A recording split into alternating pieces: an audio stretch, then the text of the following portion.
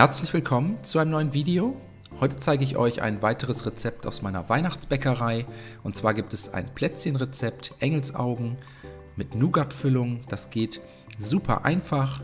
Als erstes einen Mürbeteig herstellen. Dafür brauchen wir 250 Gramm Weizenmehl, 150 Gramm kalte Butter in kleine Stücke geschnitten, 60 Gramm Puderzucker, ein Päckchen Vanillezucker, 2 Eigelbe und eine Prise Salz. Alle Zutaten in eine Rührschüssel geben, für ein paar Minuten mit den Händen vermengen bzw. verkneten, bis daraus ein glatter Teig entstanden ist.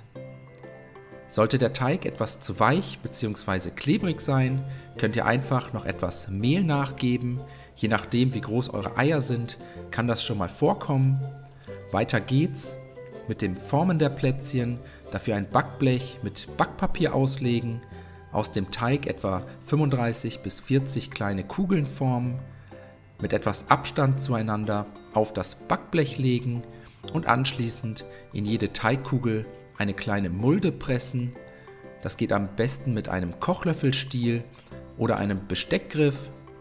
So kommen die Plätzchen dann in den vorgeheizten Backofen bei 160 Grad Umluft oder 180 Grad Ober- und Unterhitze für etwa 12 bis 15 Minuten.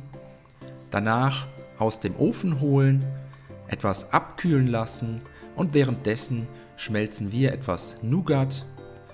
Die schnittfeste Nuss-Nougat-Masse einfach in einen kleinen Topf geben, unterrühren, bei kleinster Stufe schmelzen lassen und danach in einen Spritzbeutel oder eine Spritzflasche umfüllen.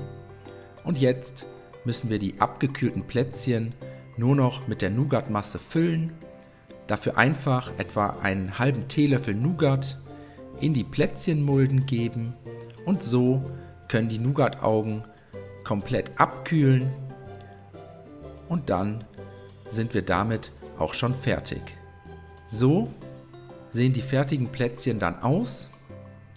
Ich hoffe, euch hat das Video gefallen. Ich wünsche euch viel Spaß beim Nachbacken. Bis zum nächsten Mal.